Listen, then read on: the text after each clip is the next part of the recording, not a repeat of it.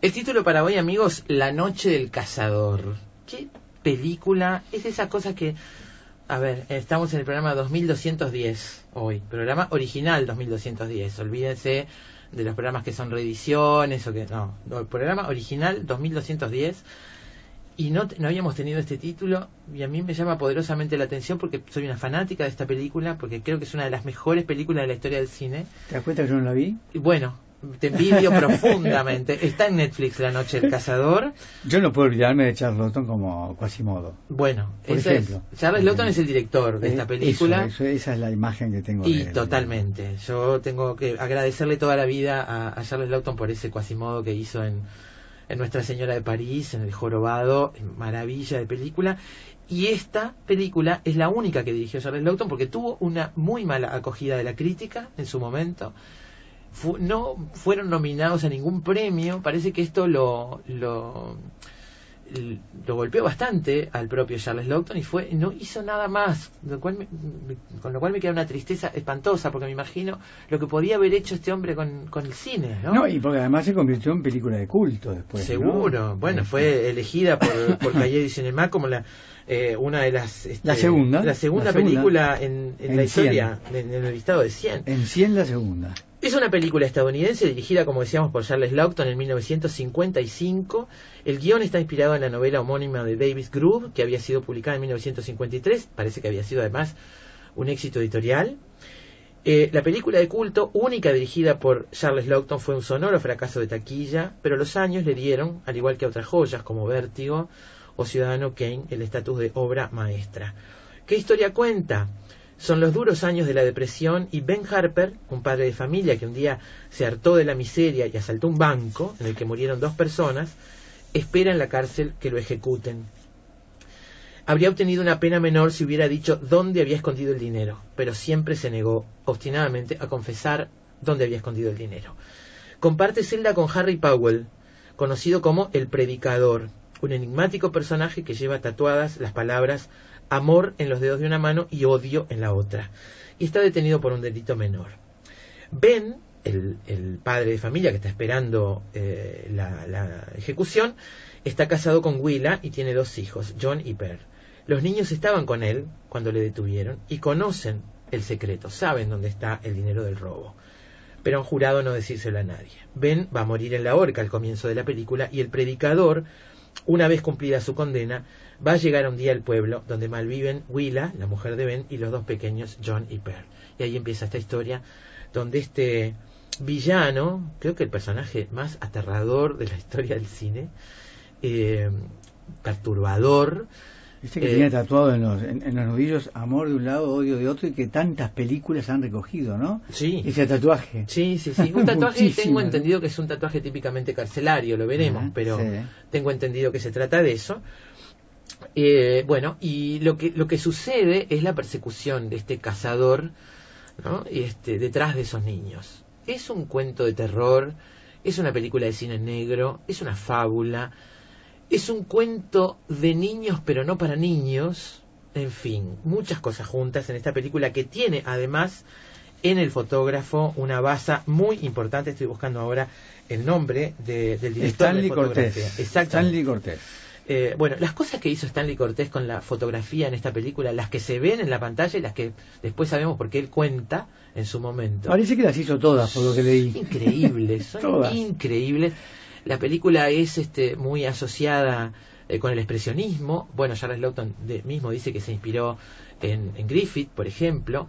Es muy asociada con ese uso de la luz y de la oscuridad propia del expresionismo en el cine. Y de la gestualidad. Y de las perspectivas exageradas, ¿no? Claro. De los puntos de vista picados y los contrapicados sí. Exagerados.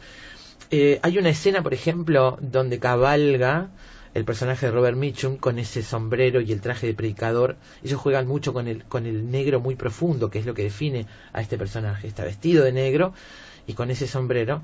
Él cabalga y se recorta contra el cielo de la noche, y cuenta Cortés que como el tiro del set no era muy largo, no les permitía alejarse mucho, rodaron esa escena con un enano sentado en un pony para poder transformarla en ese punto de vista subjetivo que se supone que es desde los niños que lo están viendo cómo los persigue. Bueno, la persecución especial de la época, ¿eh? Sí, bueno, en fin, hay muchas anécdotas que uno podría contar. La película tiene muchas referencias, metáforas, alegorías de lo que puede ser los cuentos de hadas, ¿no? Desde El viejo de la bolsa hasta Blancanieves, pasando por sobre todo Hansel y Gretel. Todo eso está enraizado, enlazado en esta maravillosa película. Incluso lo bíblico, ¿no? Lo bíblico, por supuesto. Bueno, vamos a entrevistar a José Martínez Trigueros, director adjunto del Festival de Cine de San Joan d'Alacant, que abrió el festival con esa película. Exactamente. Es un crítico de cine que además ha analizado muchísimo la película desde estos puntos de vista que le decíamos y otros. Así que bueno, charlaremos con él sobre esta película y sobre su director, que fue Charlton, decía Daina, la única película que dirigió, y especialmente posiblemente sobre Stanley Cortés, que marcó una época con eso. Sí, totalmente. Esa fotografía. Después nos meteremos con la figura de Charles Laughton, Enrique VIII, Rembrandt y el Jorobado de Notre Dame, una vida por y para la actuación. Una figura que nació en el teatro, que tenía un aspecto que no le permitía competir con los galanes de la época, pero que se las ingenió para trabajar mucho en el cine y hacer personajes inolvidables. Así que vamos a repasar un poco la vida y la obra de Charles Laughton en el cine y en el teatro, que es donde dejó cosas para los afortunados que pudieron verlo seguramente inolvidables. Un gran actor y un director de una sola película. Vamos a poner un poco de música a la tarde repasando precisamente directores de una sola película, que los hubo varios. She had two pretty children, but one night these two pretty children flew away. Un predicador recorre en su coche varios pueblos sureños de Estados Unidos. Tiene una curiosa conversación con Dios, mediante la cual descubrimos desde el minuto 1 que los caminos del Señor que ha elegido esta sombría figura desembocan en el asesinato de viudas inocentes. Se trata del inmenso y aterrador Harry Powell, que es Robert Mitchum, uno de los personajes más siniestros de la historia del cine de terror, quien acaba coincidiendo en la cárcel con Ben Harper, un hombre a punto de ser ahorcado, que hablando en sueños da a conocer a Powell que su último botín está escondido en alguna parte. La decisión del predicador al salir de la penitenciaría es acercarse entonces a la familia del ajusticiado, casarse con la viuda y hacerse cargo de los dos hijos, los verdaderos portadores del secreto. Así comienza La noche del cazador, uno de los cuentos de terror más escalofriantes de la historia del cine, todo un prodigio de simbología, de terrores infantiles, dirección fotográfica y ritmo narrativo que ha necesitado de muchos años para ocupar el lugar que merece entre los clásicos del séptimo arte.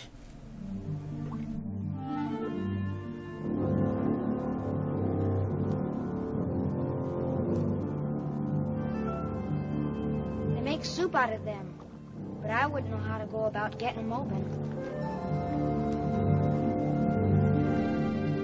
Ya desde el arranque, ¿no? Sueña pequeño, sueña mi pequeño, sueña, o El cazador de la noche llena tu corazón de miedo, el temor es solo un sueño, así que sueña pequeño, sueña. Es una canción de cuna aterradora también, que asusta a los niños, como cuando a nosotros nos hablaban del viejo de la bolsa, Alberto. Sí. Y bueno, ahí empieza los miedos infantiles a desatarse durante toda la película. La entrevista, lo decíamos al comienzo del programa, es con José Martínez Trigueros, director adjunto del Festival de Cine de San Joan d'Alacant, que empezó el festival con esta película mismo, que dio título Efecto Mariposa esta tarde, La noche del cazador. Bienvenido, Joan, a Efecto Mariposa esta tarde. Bienvenido. Hola, buenas, José, perdón. Bienvenido, José.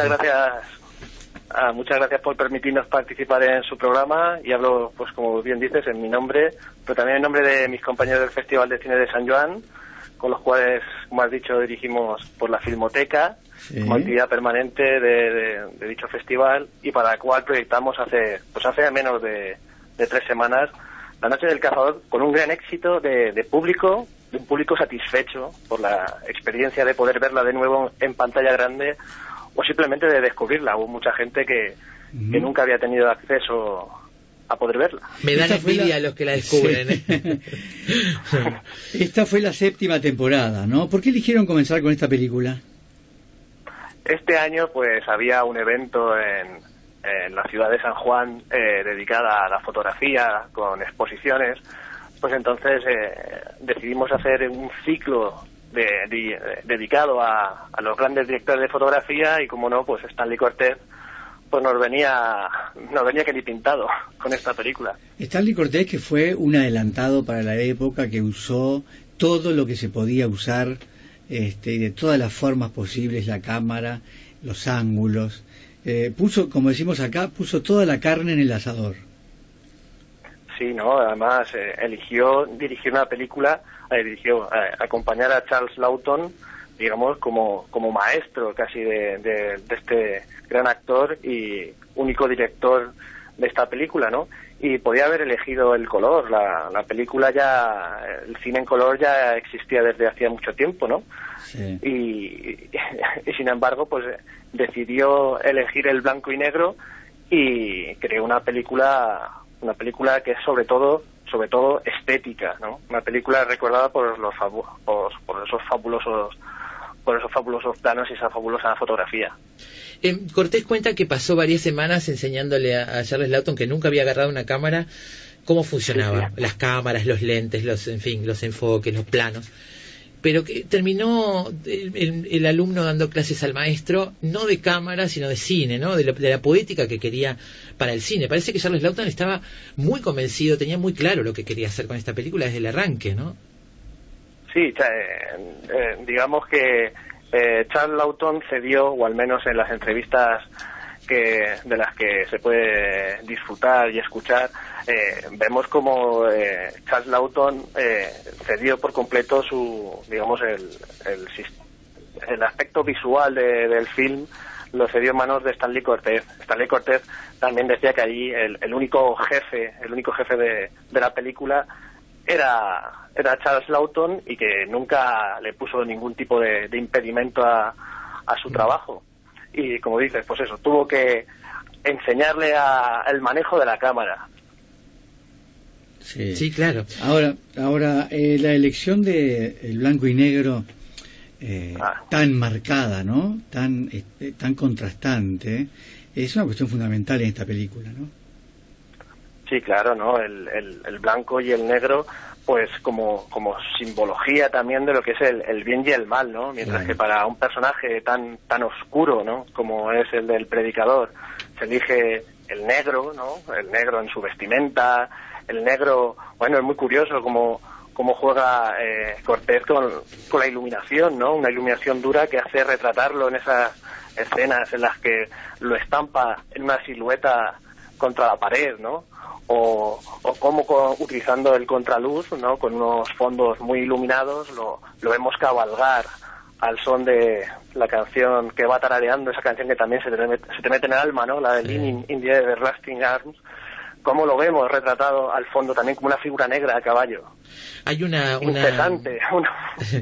Hay un párrafo en tu extensa nota que está llena de cosas que nos gustaría recorrer, sobre todo de alegorías y de referencias que nos gustaría recorrer, pero hay una parte donde tú relatás la secuencia de montaje paralelo de la llegada de Powell al pueblo, que es realmente fantástica. Me gustaría que hablaras un poquito, que contaras a los oyentes esa secuencia y por qué es tan increíble, ¿no?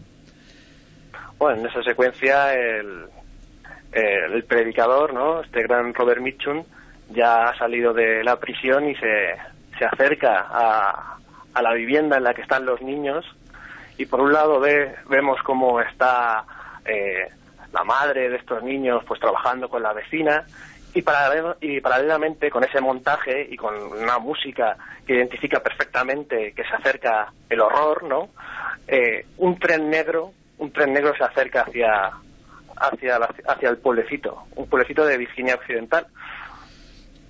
Sí, es fantástico, porque además lo que es la música, la iluminación y las imágenes.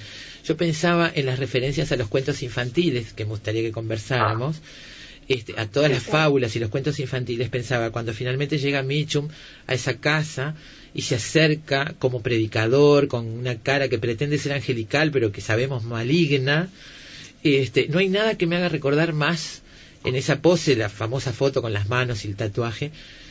No hay nada que me haga recordar más a la bruja de Blancanieves cuando viene con la manzana, ¿no?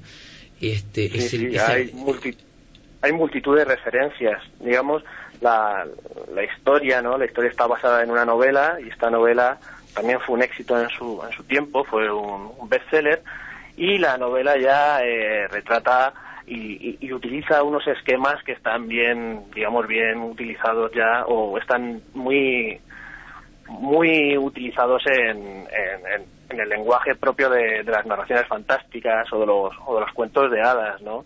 También, pues, en relatos bíblicos se puede ver esos esquemas, ¿no? Los esquemas, por ejemplo, el abandono, la película y la novela, el abandono que sufren los niños de la figura paternal, ¿no? Siempre es el internarse solos en un bosque, ¿no? Tener que ir solos recorriendo camino en un bosque sabiendo que son perseguidos.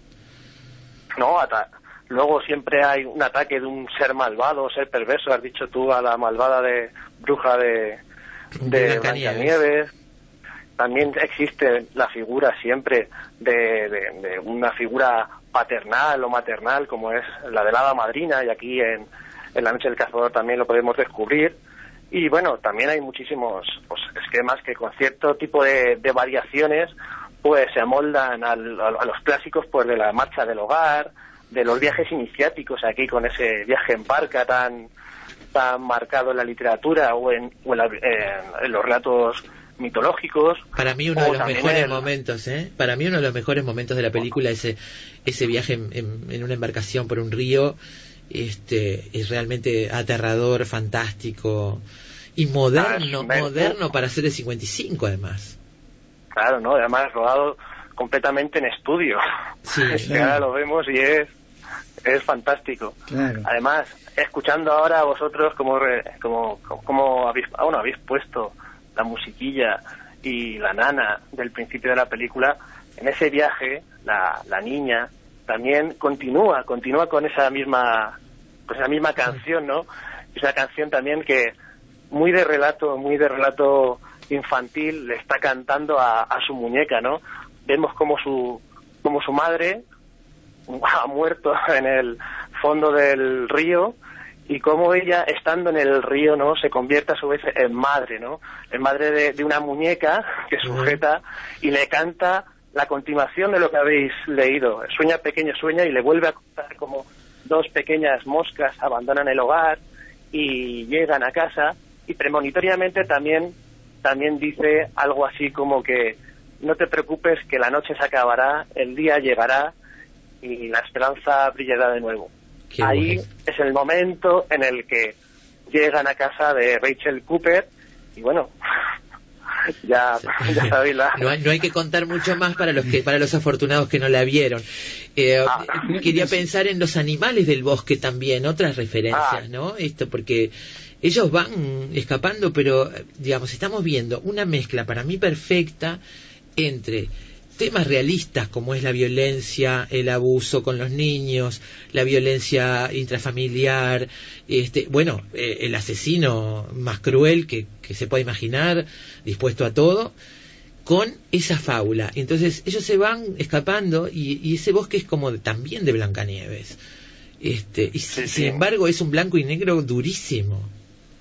Claro, es una dotación, digamos, a un relato tan fantástico y tan de cuento de hadas, pues lo dota de unas propiedades más viscerales, ¿no? Más naturales, ¿no? Una caza, ¿no? Recordemos que el título de la película es La noche del cazador, ¿no? El cazador. Aquí vemos también durante ese viaje en barca, pues a animales que son cazadores o cazados, ¿no? Siempre está la tortuga, que va muy lento, o el zorro, que es astuto, y personificamos a esos animales con el predicador o con los niños, ¿no? También al final de la película aparece un búho y una lechuza, ¿no? Ahí están esas fábulas, decíamos, no faltan las referencias a los cuentos que luego fueron orales, que después fueron recogidos por los hermanos Grimm. También está lo bíblico, ¿no? Muy presente. Sí. No, claro, lo bíblico, si me lo permiten, también es si me lo permiten, claro, luego que en temas de religión muchas veces no se puede expresar, pero si me lo permiten, la Biblia estrictamente es una obra literaria, ¿no? Que está compuesta también, está repleta de estos mismos esquemas literarios, ¿no? Y Rachel Cooper, al principio de la película, les cuenta una historia, ¿no? Un cuento que es la Biblia, ¿no? La Biblia, el relato digamos, tiene su moraleja, también tiene su moraleja, pues extraída directamente de la Biblia, ¿no? Sí. De la historia de un lobo, ¿no? Un lobo feroz, ¿no? Que no te creas las palabras que te diga un lobo, ¿no? Fíjate de las cosas. Lo tengo acá si querés, lo tengo aquí. Sí. Guardaos los falsos profetas que vienen a vosotros como vestidos de ovejas, pero por dentro son lobos rapaces. Por sus frutos conoceréis. ¿Acaso se recogen uvas de los espinos o higos de los abrojos? Así, todo buen árbol da buenos frutos, pero el árbol malo da frutos malos. No puede el buen árbol dar malos frutos, ni el árbol malo dar frutos buenos. Todo árbol que no da buen fruto es cortado y echado en el fuego. Así que por sus frutos los conoceréis. Efectivamente, es ¿no? Un resumen, ¿no? Claro, por sus frutos los conoceréis.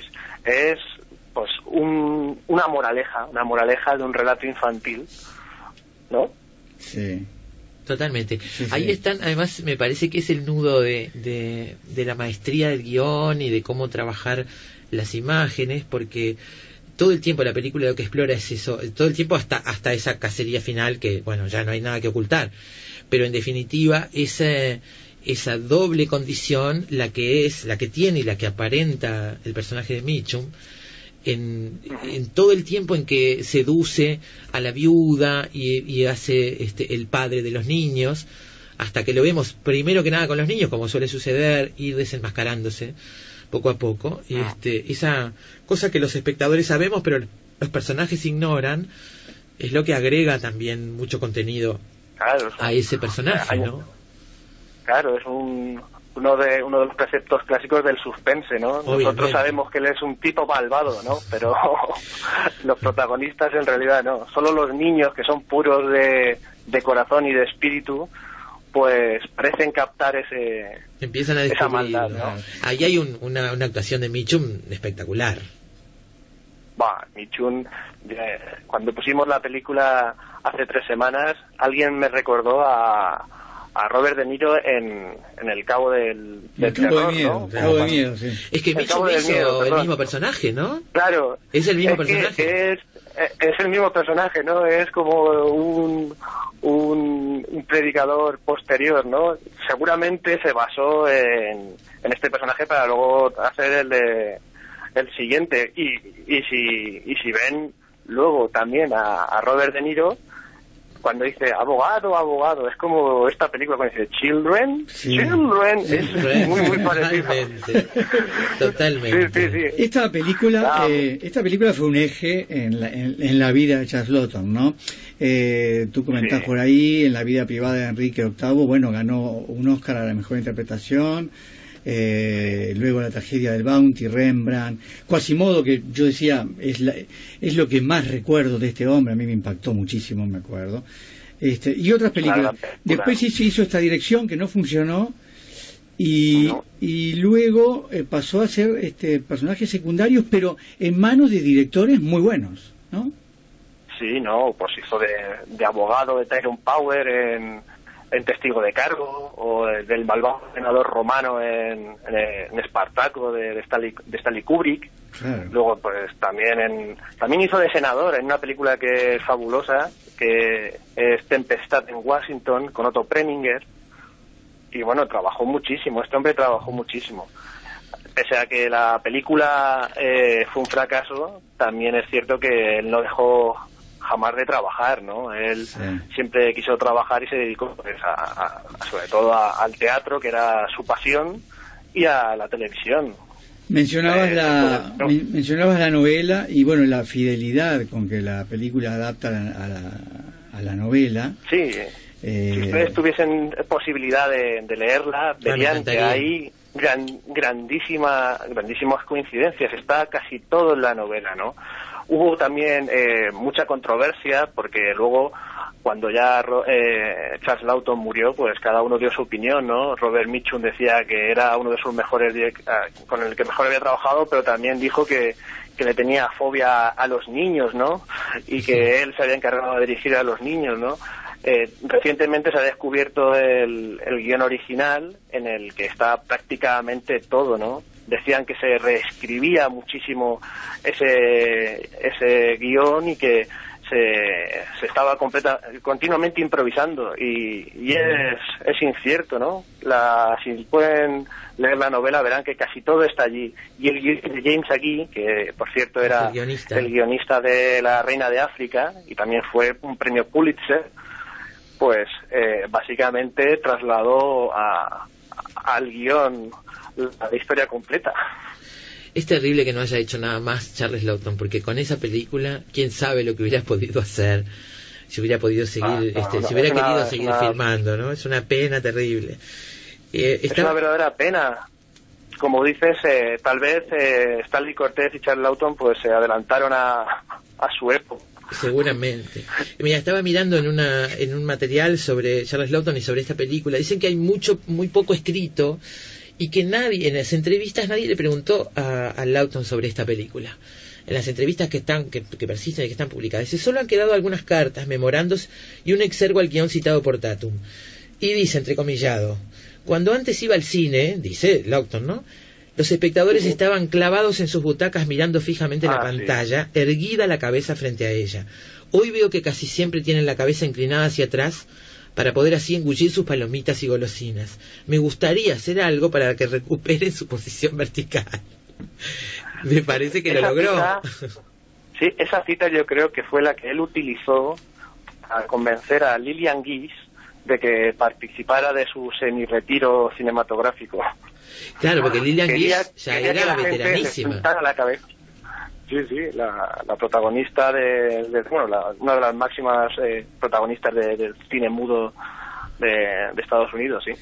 Estamos hablando de una película expresionista, incluso tardía, podría uno decir, donde se puede ver a Fritz Lang o a Murnau, o rastros de ellos, ¿no? Por ejemplo. Sí, hombre, entre otros. Sobre todo Murnau, ¿no? En Murnau hay una escena muy curiosa cuando sube las escaleras el predicador en busca de los niños una vez que le han tirado un tarro de mermelada a la cabeza, ¿no? Uh-huh. Y sale corriendo, y esa escena es muy, muy expresionista. También los decorados, todo. Charles Laughton si tuvo una premisa para Stanley Cortez, fue la del expresionismo. No solamente ya como digo, los decorados o la iluminación, también en las actuaciones de los personajes. Sí, claro. Son excesivos, ¿no? Claro. Hay escenas en las que Robert Mitchum es una caricatura, ¿no? Casi es el lobo feroz, ¿no? De los dibujos de Disney, ¿no? Y los tres cerditos del cortometraje aquel de los años 30. Está todo eso. Ser... Sí. ¿Por qué no estaba preparada la gente para esta película? ¿Qué te parece? Eso nunca se sabe. En aquellos momentos, ya como digo, en el escrito que realicé, me cabré, ¿no? Me cabré. ¿Por qué esta película no tuvo éxito? ¿Qué películas tuvieron éxito aquel año? Y realmente son películas que son realmente buenas, pero no tienen nada que ver. Es que La Noche del Cazador tampoco es una película clasificable en un género, ¿no? Es tal vez lo que da estabilidad comercial a una película. Esta película puede ser de terror, puede ser del oeste, ¿no? Puede ser de cine negro, puede ser de suspense, puede ser de muchísimas cosas, y tampoco es una en concreto. Tal vez por eso, o por la extrañeza visual, ¿no? El arcaísmo, como habéis dicho vosotros, ¿no? Que es una película expresionista tardía, aunque el expresionismo continuó haciéndose en el cine americano, ¿no? Porque el cine negro es muy heredero de todo el expresionismo alemán. Claro. pero no sabía decirlo. La verdad es que es una pena. Es una pena. Aún así nos dejó, pues eso, grandes interpretaciones a posteriori. Tú citas a Alfred Hitchcock, con quien él trabajó en 2 ocasiones, sí. y que llegó a decir sobre Charles Laughton: nunca trabajes con niños, con animales o con Charles Laughton. Sí, es cierto. Bueno, tal vez Hitchcock era muy similar a él, ¿no? Ingleses orondos, con mala leche, y tal vez, pero bueno, eso es lo que dijo Hitchcock, ¿no? Billy Wilder, otro Preminger, muchísima gente, el mismísimo Stanley Cortez o Robert Mitchum lo alababan incesantemente. Otra de las causas por la que tal vez no repitiera es porque él tenía una personalidad muy muy insegura, ¿no? Hay entrevistas en internet en los que pues su mujer, Elsa Lanchester, decía que era muy muy muy inseguro, ¿no? O como Lillian Gish comentaba la anécdota de que dejaron de sugerirle planos, ¿no? Porque nunca se decidía a decir a todo lo que le decía. Pues como hemos dicho antes, que si Stanley Cortez nunca le replicaba, pues los actores le proponían algo y él decía, sí, vamos a intentarlo. Sí, era capaz de cambiar toda la iluminación. Sí, al final se dieron cuenta de que no tenían que proponerle tantas cosas a Charles Laughton, sí, lo que querían era avanzar. Claro. Sí, claro. José, ¿cómo terminó esa temporada en la Filmoteca, finalmente? Bueno, temporada, hemos empezado ya, sí. El 7º año, sí. Y ahora empezamos, la semana que hemos terminado con Días del Cielo, de Terrence Malick, con Néstor Almendros. Ajá. Y ahora empezamos el día 31 de octubre un ciclo dedicado a las elecciones en Estados Unidos, que también tienen ellos su propia visión. Y qué bueno. Mañana nosotros vamos a dedicar a ese tema nosotros. Mañana queráis. Desde el cine, perfecto. Muy bien. No, la verdad es que sí. Pueden utilizar todo el material que tengamos disponible a hacer lo suyo sin ningún tipo de problema. Muchísimas gracias, José. No tengas dudas. José, así lo haremos. Bueno. José Martínez Trigueros, muchas gracias por estar en Efecto Mariposa esta tarde. Te mandamos un gran abrazo desde Montevideo. Gracias. Bueno, gracias a vosotros por vuestra atención y por la difusión que hacéis del cine y de la cultura, algo que siempre es de agradecer. Y bueno, y les invito a ustedes y a sus oyentes a buscarnos por las redes sociales, y si les gusta el cine, pues a eso nos dedicamos. Muchas Perfecto. Gracias. Un abrazo. Hasta pronto. Amigos, La Noche del Cazador, el título de Efecto Mariposa. Después de la pausa, un poquito, aunque sea de Charles Laughton.